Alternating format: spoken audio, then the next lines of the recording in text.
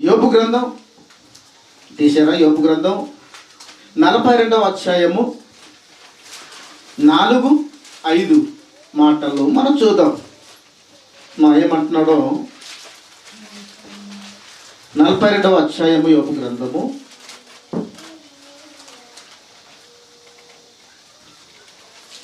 4-5.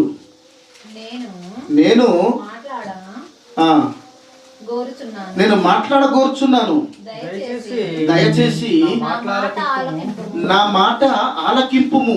ఒక సంగతి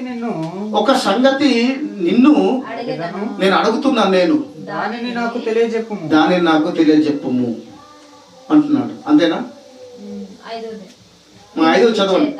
అందుచేత వినికిడి చేత నిన్ను గూర్చిన వార్త నేను విన్నాను. అంటే వాడు వింటున్నాడు, నిన్ను గూర్చిన వార్త నేను విన్నాను అంటున్నాడు. అంటే వినికిడి ఉంది. చాలు దేవి,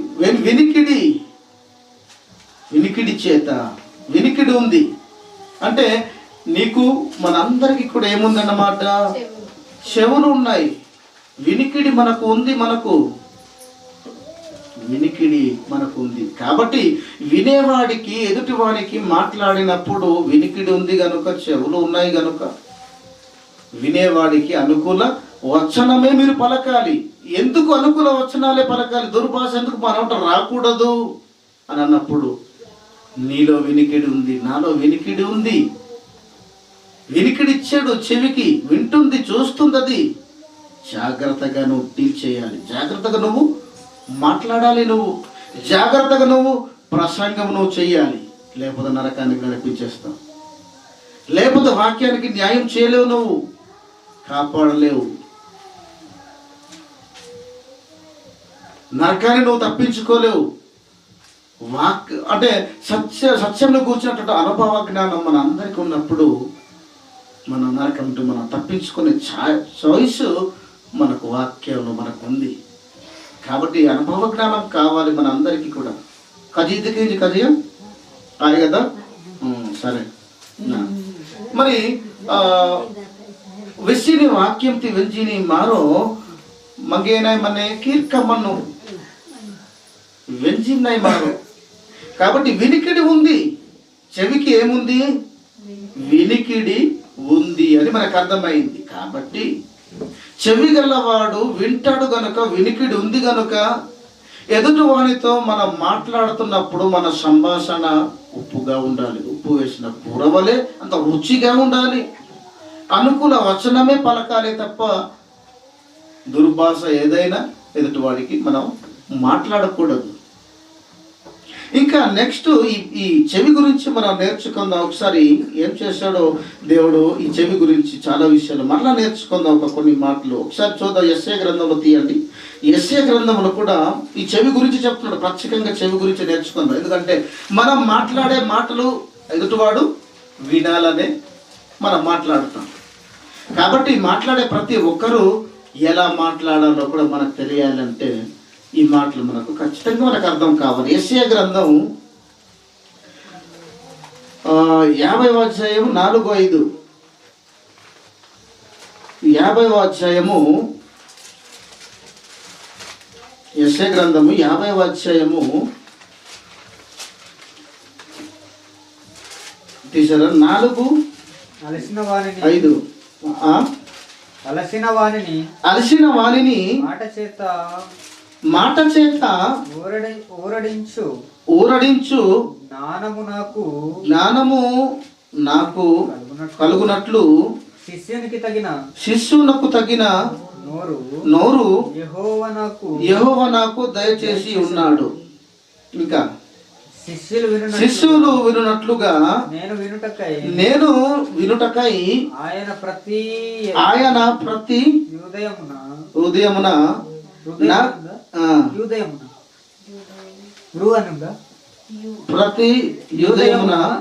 నాకు వినబుద్ధి పుట్టించుచున్నాడు. అంటే వినే బుద్ధి చెవికి పుట్టించాడు దేవుడు.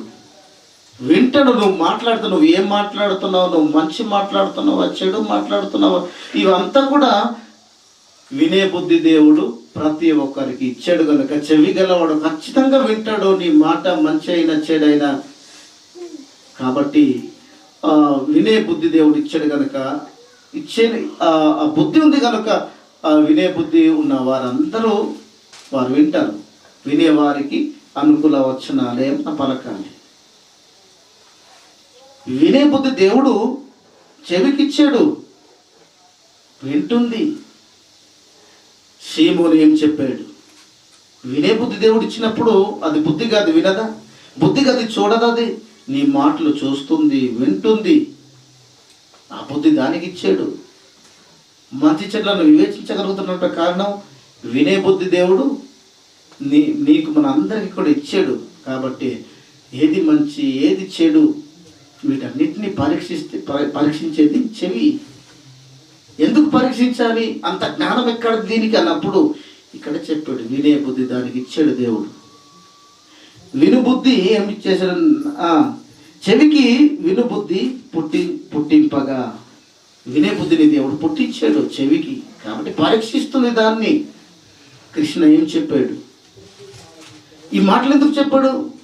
ఈ మాటలు అనకూడదు, ఎందుకు మాట్లాడాలంటే ఇలా మాట్లాడినా బాగుండేది, నేను సంతోషించేవాడిని, కానీ ఈ రకంగా మాట్లాడాడని చెవి చూసే కనే, అది పరీక్షించే కనే మనకు అర్థమవుతుంది మంచి వార్తన దుర్వార్తన అనేది. ఇది మాత్రమే తెలుసుకుంటుంది. ఈ కన్ను చూడగలదా? తెలుసుకోగలదా? దానికి అవకాశం దేవుడు ఇవ్వలేదు, అవునా కదా? లేదు, ఈ ముక్కు ఉంది కదా, 2 రంధ్రాలు కలిగినటువంటి ఈ ముక్కు ఉంది కదా, మరి ముక్కు ఎందుకు పరీక్షించలేకపోయింది దీన్ని? తన పని తను చేసుకుని పోదు, దానికి ఇచ్చాడు. ఆ వాసన చూడమని దానికి చూపించాడు. ఆ వాసన చూసేది అది చూస్తుంది అది. కానీ నువ్వు మాట్లాడే సంభాషణ మాత్రం మేలైన కీడైన చూసేది మాత్రం చెవికి ఇచ్చాడు దేవుడు. అది చూస్తుంది. ఎవరి పని అది వారు చేయాలి. ఈ కళ్ళు చూసిన దానిని చెవి చూడదు, చెవి చూసిన దాన్ని కళ్ళు చూడవు, అంతేనా? దేవుని పని వారిది. అవయవాలు ఎన్ని మన శరీరంలో ఉన్నను ఒకే పని కలిగి లేవు. ఇది తన పని తను చేస్తుంది, ఈ కళ్ళు తన పని అవి చేస్తున్నాయి, పెదవులు, నోరు, ఈ నాలుక, ఇవంతా కూడా, ముక్కు, ఇవంతా కూడా తమ పని వాళ్ళు చేసుకుంటున్నాయి. దీని పని అది చేయలేదు, దాని పని అది చేయదు. ఎవరి పని వాళ్ళకి దేవుడు ఇచ్చాడు. అంత ప్రత్యేకత దేవుడు ఇచ్చాడు. వినే బుద్ధి. కాబట్టి మీరు ఎవరితో మాట్లాడడానికి వీల్లేదు. నువ్వు ఎక్కడ చెప్పిన వాక్యం చెప్పు, అదే మేలుకరమైనటువంటి కృతజ్ఞత వచనాలు. అవే పలకాలి. నువ్వు ఎవరితో మాట్లాడినా, ఎక్కడ మాట్లాడినా, ఎవరి గురించి మాట్లాడినా ఆయన గొప్పతనం గురించి చెప్పుకొని చెడు గురించి చెప్పేసి దేవుడి న్యాయ స్థానంలోనికి నువ్వు వెళ్ళి నువ్వు అపరాధిగా నువ్వు నిలవడానికి నువ్వు ప్రయత్నం నువ్వు చేయకు. ఇంకా చూస్తారా మాటలు? ఇంకా తొందరగా మనం విడిచిపెట్టేస్తాం. టైం మనకి ఎంత అయిందో చూద్దాం ఒకసారి. 11:30 అయింది సమయం. ఇప్పుడు మంచి మాటలు ఇప్పుడు మనం చూస్తాం. చెవి గలవాడు వింటాడు. అది కీర్తన గ్రంథం 94:9 ఉంది. ప్రకటన గ్రంథం 13:9, 2వ అధ్యాయము 11వ మాటలు కూడా. 94వ అధ్యాయం 9వ మాటలో ఉంది. ఇలా ప్రకటన గ్రంథంలోనే కాకుండా ఇంకా చాలా ఉన్నాయి. ప్రకటన గ్రంథంలోనే కూడా 13వ అధ్యాయం 9, 13వ అధ్యాయం 9వ వచనంలో. తర్వాత 2వ అధ్యాయం ఈజీగా, అంటే చాలా ఉన్నాయి కానీ వాటిని ఈ 2 మాత్రం నేను ప్రస్తావన చేసుకున్నాను. సంఘము ఆత్మ చెప్పుచున్న మాట చెవి గలవాడు వినుగా అనే మాట మనకు ఉంటుంది. అంటే మనం అందరం కూడా సంఘం. క్రీస్తులో మన అందరం కూడా శరీరముగా ఒక సంఘముగా మనం పిలువబడుతున్నాం. మరి ఈ సంఘానికి వినికిడి ఉందా? చెవులు ఉన్నాయా? ఉన్నాయి. మరి చెవులు గలవారు ఆత్మ చెబుతున్న మాటలు, ఆత్మ ప్రేరేపించి వ్రాయబడినటువంటి మాటలు ఈరోజు నీ ద్వారా నా ద్వారా ప్రసంగిస్తున్నటువంటి ప్రసంగాన్ని చెవి గలవారు వింటున్నామా కాదా? వింటున్నాం. వినుగాక వినాలి, వింటున్నాం. వినికిడి ఇచ్చాడు దేవుడు, వినే బుద్ధిని పుట్టించాడు దేవుడు చెవికి. అందుకు వింటుంది, పరీక్షిస్తుంది. మనం ఆలోచిస్తున్నాం మనం దానిని. కాబట్టి మనం ఈరోజు వింటున్నాం. వినేవారికి మీ అందరికీ కూడా వాక్యాన్ని చెప్పాలి. దుర్భాష ఏది మాట్లాడకూడదు. వాక్యాన్ని చెప్పాలి. మీకు అనుకూల వచనాలు అవే, మీ కృతజ్ఞత వచనాలు అవే. నాలో ఏమి లేవు, నాలో దుర్భాష మాత్రమే. నీలో దుర్భాష మాత్రం. నువ్వు మాట్లాడతావు, నీకేమవచ్చు? నువ్వు దుర్భాష నువ్వు మాట్లాడతావు. లోక సంబంధమైన సంగతులు ఎన్నో చెప్తావు, పర సంబంధమైన సంగతులు వాక్యం చెప్తుంది. మంచి వార్త వాక్యం ఇస్తుంది, మంచి ఆరోగ్యాన్ని, మంచి పుష్టిని వాక్యం నీకు ఇస్తుంది, నాకు ఇస్తుంది, మన అందరికీ పంచుతుంది. దీనినే చెప్పాలి, దీని గురించి నువ్వు మాట్లాడాలి. లోక సంబంధమైన వాటి గురించి దుర్భాష మాట్లాడడానికి, నీ హృదయాన్ని అబద్ధపు మాటలు మాట్లాడడానికి, అంతేనా? నీ హృదయాన్ని కాచుకో, నీ నోరును కాచుకోమంటున్నాడు. అది సంగతి. ఇప్పుడు ఇంకా చివరి మాటల్లోనికి నేను వెళ్ళిపోయాను. చక్కగా వాక్యాన్ని స్వీకరిద్దాం. ఇప్పుడు ఒకసారి 2 మాటలు మాత్రమే నేను చెప్తాను. చెవి గురించి కంప్లీట్ అయిపోతే మిగతా విషయంలోనికి మనం వెళ్ళిపోతాం. కాబట్టి ఒకసారి యోబు గ్రంథం కూడా తీద్దాం. మరలా 12:11 చూద్దాం ఒకసారి. చెవి గలవాడు వినాలి, వింటున్నావు, వినడానికి వచ్చు, పరీక్షించాలి. 12:11 యోబు గ్రంథంలో మన చెవి ఏం చేస్తుంది, మీరు ఏం చేస్తున్నారు, మీరు విని ఏం చేస్తుంది, మీ చెవులు ఏం చేస్తున్నాయి? ఈ ప్రసంగాన్ని, దేవుని గురించి మాట్లాడుతున్నటువంటి ఈ మాటలను మీ చెవులు విని ఏం చేస్తున్నాయి? 12:11 ఒకసారి బైబిల్ గ్రంథంలో ఒకసారి మనం చూద్దాం. 12:11 అంగిలి ఆహారమును రుచి చూచున్నట్లు చెవి మాటలను పరీక్షింపదా అంటున్నాడు. పరీక్షింపదా? నీ నాలుక ఎలాగైతే ఆహారాన్ని రుచి చూస్తుందో, ఉప్పు సరిపోయిందా లేదా, కారము సరిపోయిందా లేదా, తర్వాత పసుపు సరిపోయిందా లేదా, ఆ తర్వాత మసాలా సరిపోయిందా లేదా అని ఎలాగైతే ఈ ఆహారమును నీ నాలుక, మన అందరి నాలుకలు ఎలాగైతే రుచి చూస్తాయో, అలాగే నీ చెవి, నా చెవి, మన అందరి చెవులు ఏం చేస్తున్నాయి అంటున్నాడు?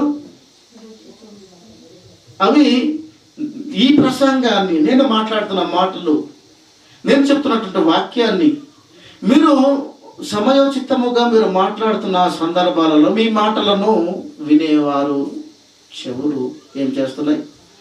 పరీక్షిస్తున్నాయి, పరిశోధిస్తున్నాయి కనుకనే ఆ రోజు ఆ మాట అనేసరి నాకు ఎంత బాధపడిపోతుంటే. ఎప్పుడు బాధపడతాం చెప్పండి? మీ మనసులో ఎప్పుడు గాయపడుతుంది?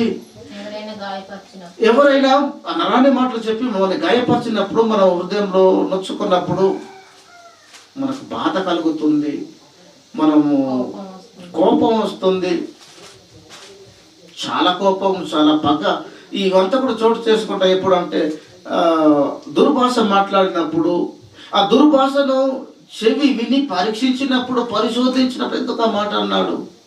పరీక్షించడం, ధ్యానిస్తుంది అన్నమాట. దాన్ని ఏం చేస్తుంది? దాన్ని పరీక్షించడం అంటే ఏంటి? దాన్ని ఆలోచిస్తుంది, అవునా కాదా అని దానిని ఏం చేస్తుందంటే విచారిస్తుంది. కనుకనే మంచి అయితే సంతోషిస్తాం, చెడు అయితే బాధపడుతుంటాం. ఎందుకు నీ చెవి దానిని, మీ మాటలను పరీక్షిస్తుంది అంటే, దానికి వినే బుద్ధిని పుట్టించాడు కనుక నువ్వు చెప్తున్న మాటలు నా చెవి పరీక్షిస్తుంది. ఏం చెప్తుంది?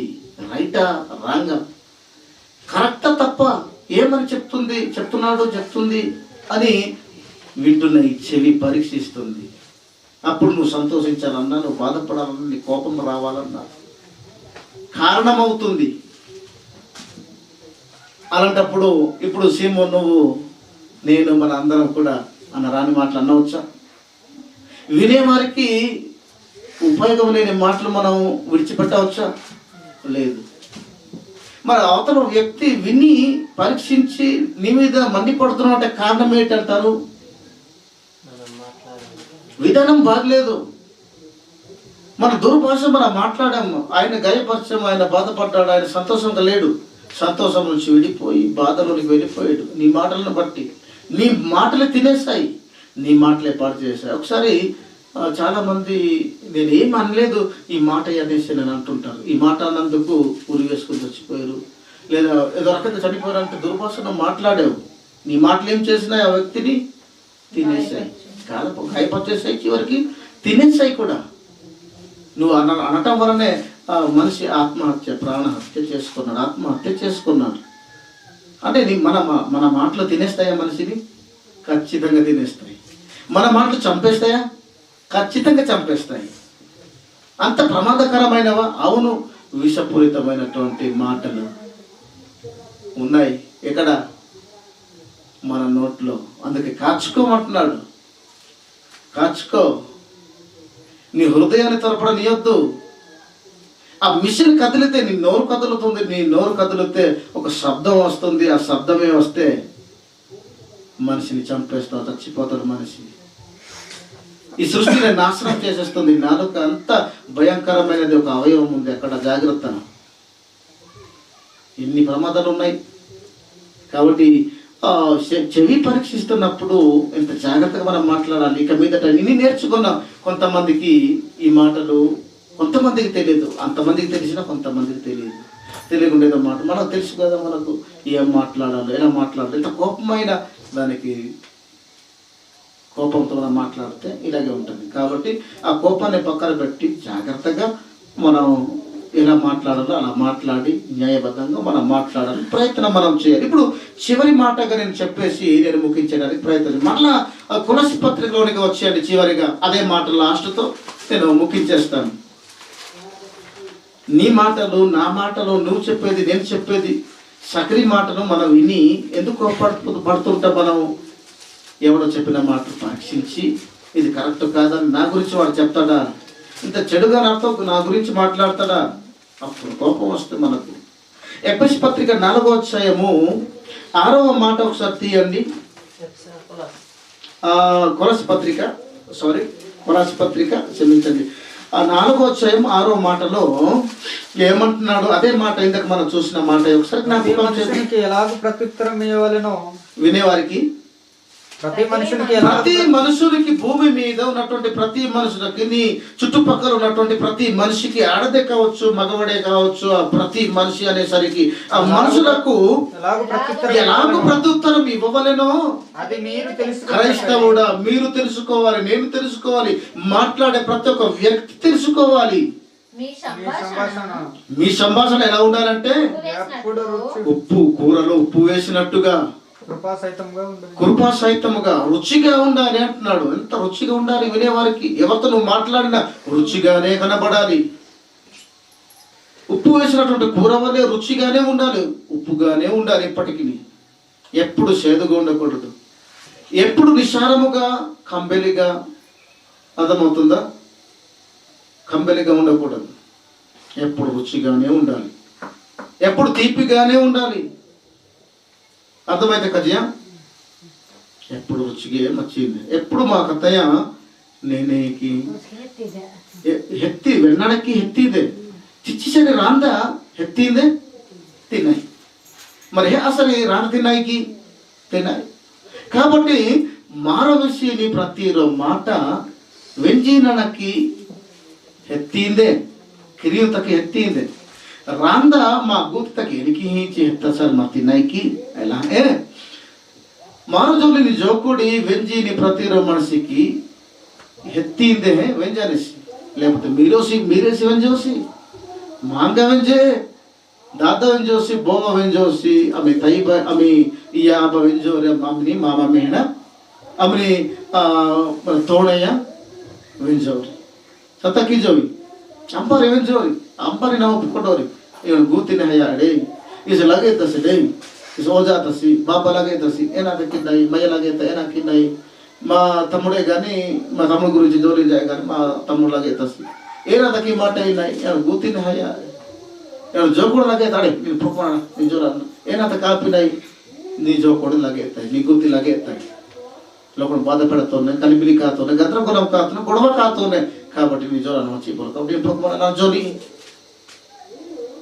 ఎస్ జోల పెసి ఈ నైనాతకి చిక్కి ఏడ మాట హిమను ಬರಜಣ వెన్ని ప్రతిలో మనిషికి నెహి ఇతర జోలినిస్ కాబట్టి మంచి రుచిగడైన కాబట్టి ఎవరికి అవకాశం అయినాయి మీరు పడుకోమని చూసి సైలెంట్గా కాపీనామా కాబట్టి ఇక మీదట రొట్టె ద్రాక్ష రసం పుచ్చుకొడిని ప్రతిరోజుకి అంబర్తలైన జోలినాయికి ఏదైనా మారు పుంజహ వాక్య అనుభవంతో మారో ఇలా తాకి ఇలా ప్రతిరోజు సమాధానం కలగా సమాధాన పరిచి మా జోకుడి ఏనాడైనాయి ఏనాడైనా మా జోకుడు ఏనాడైనాయి ఉప్పు వలె వచ్చింది ఉప్పు మన రుచిగా మరి వచ్చింది మా కథయ్య ఏనాడైనా మరలా చాలా మేలుకరంగా ఇతరులకు మేలుకరంగా ఆరోగ్యపరంగా మచ్చింది ఇంకా మా కథయ్య ఏనాడైనాయి కర్మతలు కూడితే జోకుడిగా మచ్చింది పొగరబోతుంది అబ్బాసి వెంజానిసి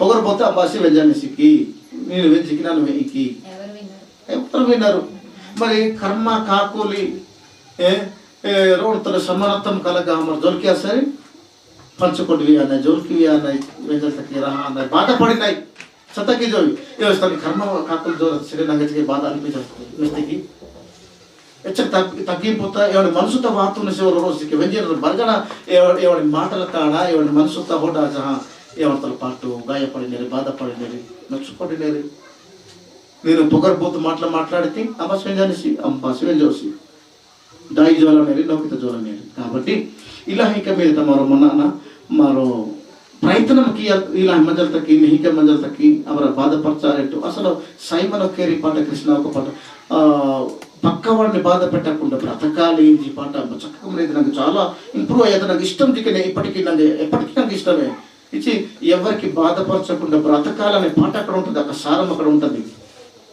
పల్లవిలోనో స్వర్ణంలోనో నాకు తెలియదు కానీ అక్కడ ఒక మాట ఉంటుంది ఎవరిని ఎదుటి వాడిని గాయపరచకుండా మనం బ్రతకాలట ఇలా బ్రతికితీంది నొప్పించిన మాట ఎప్పుడు మారో తగ్గించకుండా ప్రయత్నం కింద కోరుకొని ఈ వాక్యం వచ్చి ఈ వాక్యం మరలా ధ్యానించాను మీరు తెలుసుకుండా సత్య సంబంధులుగా సత్య పరిపూర్ణులుగా మీరు బ్రతికిన ఏమన్నా మీ అనుభవము